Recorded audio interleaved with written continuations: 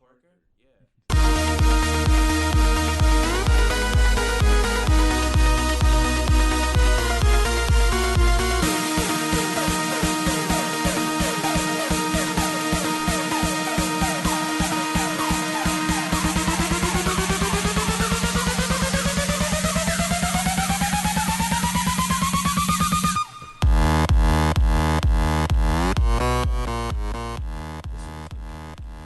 Good morning, everybody. My name is Keaton Jack. I'm your host. This is the Freshmen RadioHeads with WHIT Radio.org.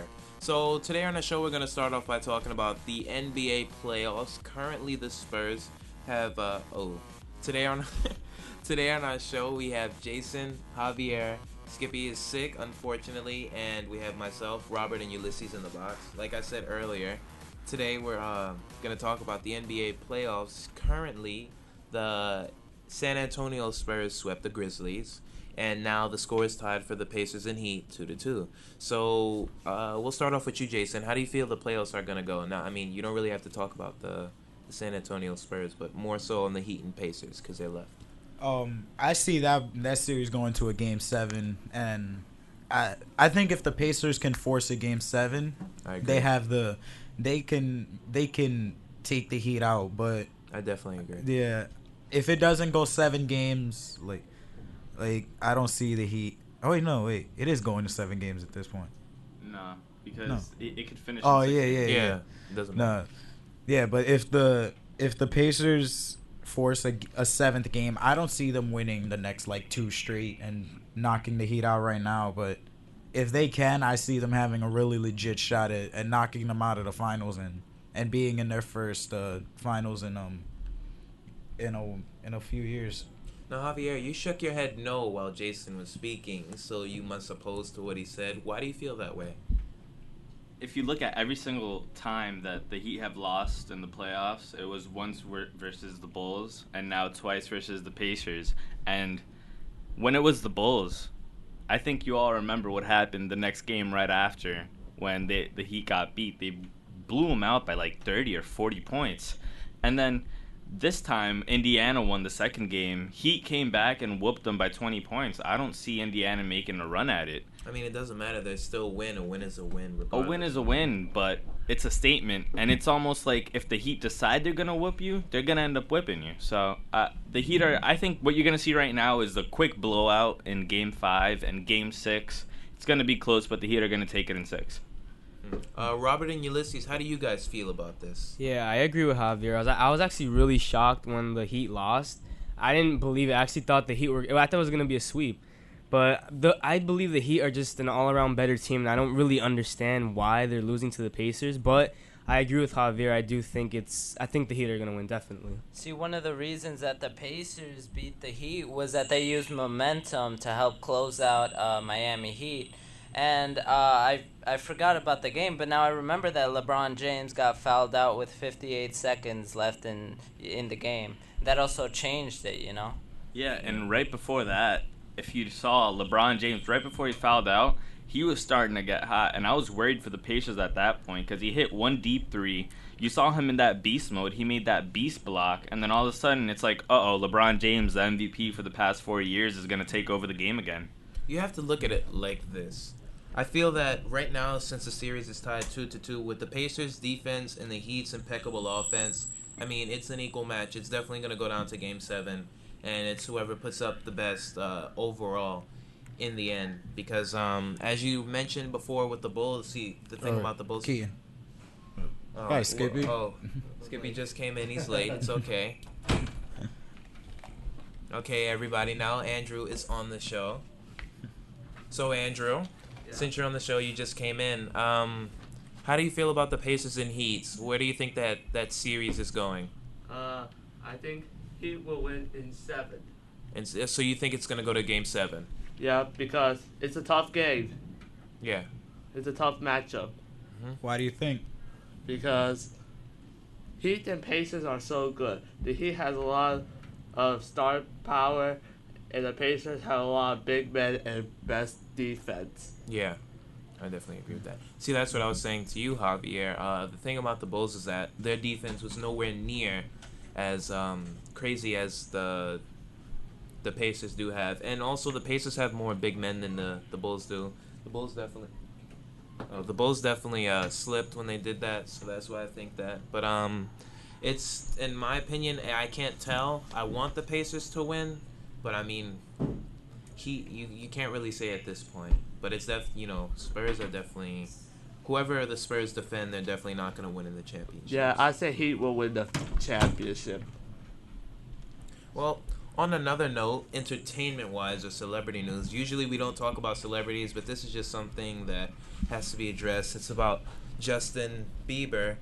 And recently, he's just been slipping up in his career. I guess he's gotten to that point where he's just trying to establish himself, and he's getting really reckless about his public image because he was basically invested by police for driving recklessly. And interesting enough, the person involved with this whole incident was Keyshawn Johnson. Now, this is what happened. So basically, it was 8 p.m. and Bieber had a Ferrari. He was speeding at highway speeds in a 25-mile-per-hour zone in his new Ferrari at their gated community. Now, Johnson was outside with his 3-year-old daughter trying to put her into a car. And that's when Bieber came zoom by. So Johnson goes, he goes up to Bieber's house. Right before the garage could close, he holds the garage open and says, "I want to talk to you, Bieber, about your reckless driving." And Bieber scurries into the house. I would be scared of Keyshawn Johnson too. So, Jason, what do you feel about this whole incident? How do you feel, Justin Bieber driving recklessly affecting his whole public image? It's just like another addition to add for his whole downward spiral recently. Like Bieber the last few months is really just taking a toll on his public image. Ever since that picture of him smoking marijuana came out, everything's just been downhill for him. Especially that horrible London tour where he was late to shows, cursing out fans in the media. I think to me it's him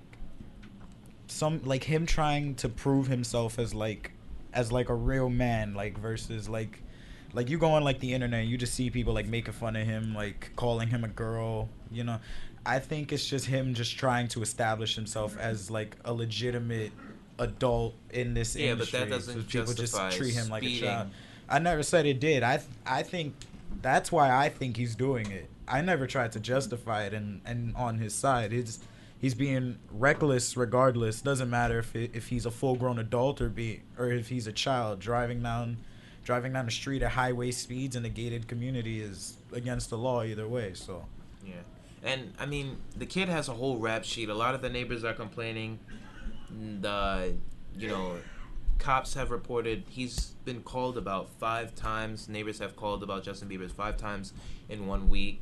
And, some have reported that some parents have said, their kids saw him smoking weed right in front of them. He's throwing insanely wild parties that are upsetting, the whole piece of the community. So, Robert and Ulysses, how do you feel about this? About Justin Bieber's, rap sheet of, reckless behavior? Well, as you said, Keaton, he was driving his new white Ferrari in a 25-mile-per-hour zone, and the former NFL star saw him while he was trying to put his 3-year-old daughter in the car. And, I mean, it's reckless driving. I had to say that it's not inappropriate behavior because, as Jason said, maybe, he's doing it because everybody's calling him a little girl. But I definitely feel it is inappropriate behavior, I mean, the kid only, regardless of how much money he has, I believe he doesn't even have a license. He has a permit or something like that. Mm-hmm. So regardless, I mean, and there are also witnesses that said he was driving in the passenger seat. So, that's insanely reckless, trying something new like that. And not only that, in a gated community, something like that definitely should not be allowed because a gated community is made so that the general public has no inside view. It's supposed to be, kind of peaceful within that community. He definitely disrupts that with his reckless behavior. Javier? Well, on the flip side, wouldn't you say that, Justin Bieber has been through so much and he's so young. Wouldn't you say that maybe he's just it's catching up to him. All these problems. His life isn't even private at all. Everything that he does is monitored. Everyone knows what happens with him. All that drama with Selena Gomez, that was his life, and it was put in the public. And who knows? What if it's driving him crazy at this point? No, but that has nothing to do with, reckless driving, and, I can definitely understand why Keyshawn Johnson would have been mad, because it affected his 3-year-old daughter. Well, yeah, it doesn't justify it, but his private life being exposed has nothing to do with his behavior. There are a lot of celebrities, especially young, that never get involved with things like that, even, up to the same status he has. You don't hear people, I can't even give an example. That's fine. But you don't hear, other teen stars being in the news as much as he is. And not only that, but just to... his reckless driving has nothing to do with his insanity or him going crazy from all the exposure his life has. I understand what you mean by that. It might not lead to reckless driving, but it can lead to reckless behavior.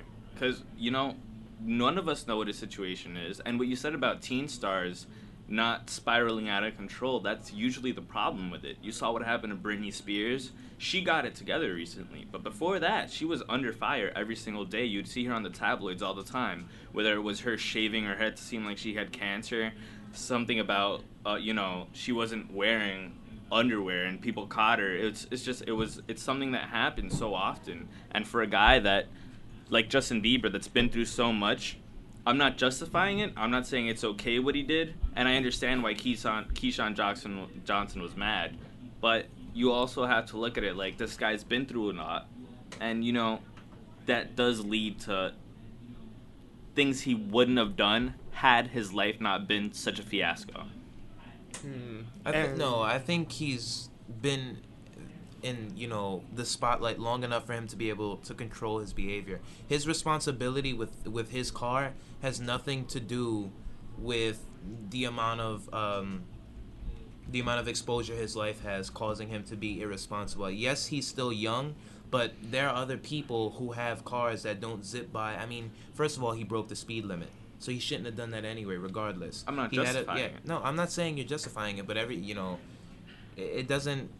Keyshawn Johnson definitely had a reason to be mad, regardless of whether his kid was there or not. And the fact that Justin Bieber wasn't responsible enough to actually just talk to the guy, regardless of how big he was, just makes him look that much more, irresponsible. Because Keaton, he's still a kid.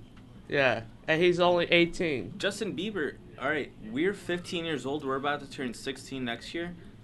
He's basically 3 years older than us, and he doesn't have a private life at all.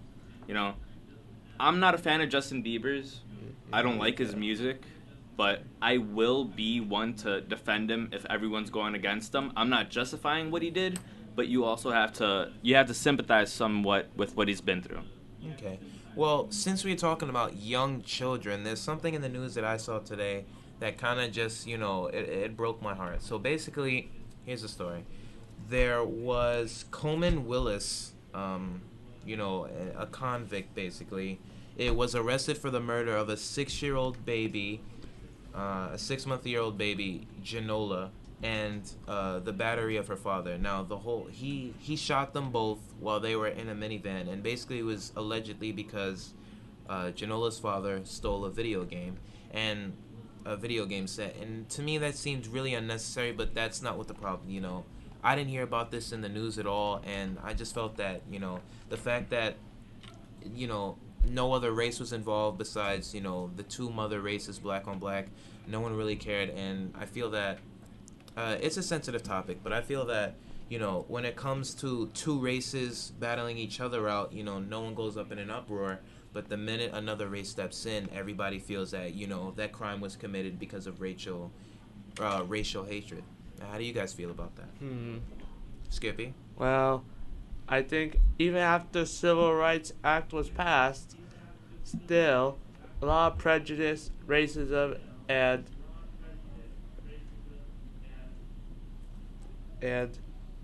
hate crimes has been trending throughout America. It wasn't a hate crime, though. He shot... the fact that... regardless, it was over a video game. He could have just... even if he had beat the guy, that would have been a lot better than shooting his baby on his lap. Like, just to ask for his video game back would have been once. And even though they both actually do have gang association, but this wasn't over gang violence at all. It was just, he felt, hey, you stole my video game set, so I'm going to kill your 6-month-old baby. And I'm going to, shoot you a couple times fatally. So that's what it was. And Javier, you had something to say. Was there any sort of backstory behind those two guys at all? Like, did they know each other? Were there problems, more importantly? No. So then I think the story over to myself, and so many things are just wrong with everything that went down. First of all, it's a video game, all right? Yeah. Whether it was a console, whether it was a game, it's all irrelevant. It's a game, all right? No one should be hurt over someone stealing a game, nonetheless getting shot. And now... Well, if you break into someone's house, though, and steal... If you break into someone's house and steal the video game, that is one reason to seek the person out and try to get your property back. But, I mean, to hold a gun to someone's head and deliberately shoot their baby because they stole your video game, is kind of extremely ridiculous. And then there's something else wrong with that. Why would the guy in the first place break into someone's home for a video game? Like, doesn't it all just seem wrong to you? Like, so many things are off about it. It is. And people aren't drawing so much attention to the video game because that's, fecal. I mean, if he had beat up the father because he refused to give his video game back, that would have been one thing. But, putting his daughter into the situation and with a gun, aiming a gun at her so and shooting. And that's why, I mentioned the question earlier. Why is it that whenever two of the same races battle it out, no one has a problem with that. It's just, hey, it's just, the world, the way the world operates. But then as soon as another race steps in, and this doesn't just apply to black and white or white and black crimes, but all nations, all races. As soon as another race steps in, oh my goodness, he's racist, this and that. It has to be all over the news. A whole bunch of people speak out of it. And that's what really got me upset. The fact that no one really knew about this. I mean, it was in the news, of course, because, someone died, but it wasn't a big thing at all. Yeah. And I think, I'd be the first one to point the finger. It's the media, The media looks for something that's interesting that people are going to react on to get that shock value out of it. If it was, if it was a white guy that killed a black guy, we have a racist on the loose, and that's how it usually is. And it's not good, but that's what the media feeds off of. They want a story so that people say, oh, great, racism's still alive. And racism is a huge topic on its own, so that's going to spark up something huge. But if it's a black guy and a black guy, then why does it matter, right? That's how the media takes it. It's all lives, and we're all human beings under different skin tones. And same thing to Trayvon Martin. Well, that's an example of how the that media... that was an example of a crime actually committed over racism. Like, Jordan Zimmerman was racist towards blacks, and he, basically every time he saw a black man in his neighborhood, he immediately called the police over, thinking that he was a suspicious character. That's something that's actually committed over racism. What Keaton's trying to say is that, what Keaton and Javier are trying to say is that, the media like to nitpick it and say, if it's two different races, the first thing that the media jumps out is, oh, was this committed over race, or was this just a crime that, escalated to the death of another human being? That's actual racism versus, what Javier's saying. It's just the media just, creating it just for some ratings. And even with Trayvon Martin, everything was different because the media itself manipulated the phone calls that Zimmerman made. He didn't really say, there's a black guy, I see a black guy. He said, I see a man with a sweater. And then the guy asked him, do you see his skin tone? Then he said he's black. But you see how that changed the whole story around to make it seem like he was looking for a black guy in particular? Just things like that. The media controls things so that we get a different view of it. Yeah. Robert and Ulysses, how do you feel about this topic, this incident? Keaton, if you think about it, you had to ask yourself the question, a murder is a murder, you know what I'm saying? I guess, it does matter about racial preferences, black and white, but a murder's a murder. It'll always be on the news. But also, see, the news feeds off of stuff that will make people worried, that will make them want to see more. And instead of, putting good news on the TV, you watch, murders, stuff that makes you feared and worried. Not even good news, just the truth, It's always something's changed up. Yeah, it warned people, right? Absolutely, Skippy. Yeah. But on another note, baseball, Jason. Oh. Yeah, we're gonna talk about the Subway Series between the Mets and the Yankees. This is a series that's like the MLB has kind of tried to force it into being a classic series. Hasn't really like always been popular, but it's stagnated. But they reformatted it this year. 2 games at Citi Field, 2 games at Yankee Stadium. But the Mets won both games at Citi Field and on their last at bat. Yeah, I'm feeling angry about Mariano Rivera, who blew the save. Mariano blew his first save of the season last night. He never even retired a batter. Just gave up 3 straight hits. Lucas Duda knocked in the game winner. Yeah, and that's it. Yeah, and the only positive thing is Gardner robbed Daniel Murphy's home run twice. Yeah. Well, no, he stole the double the second time. Yeah. But back to the whole Mariano thing. You have to. People are making such a big deal about it, understandably, because it's the Subway Series. It's Mariano Rivera blowing a save, but then this is only his first blown save. Everyone's like getting on him because he blew the save. Like how old is he? He's like 40, right? Yeah, he's 43. He was putting up his best season on his last one.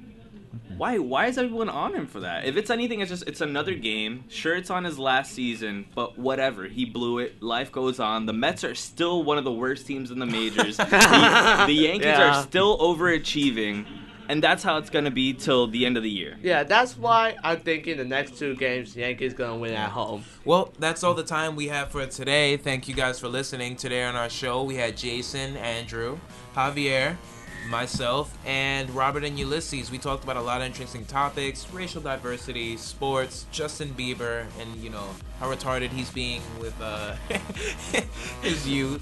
So this has been the Freshmen RadioHeads with WHIT Radio.org. Turn up. Until next time, you guys. You turn up. I know, Turn you're up. happy about the Mets, right, Jason? Yeah, I'm mad about the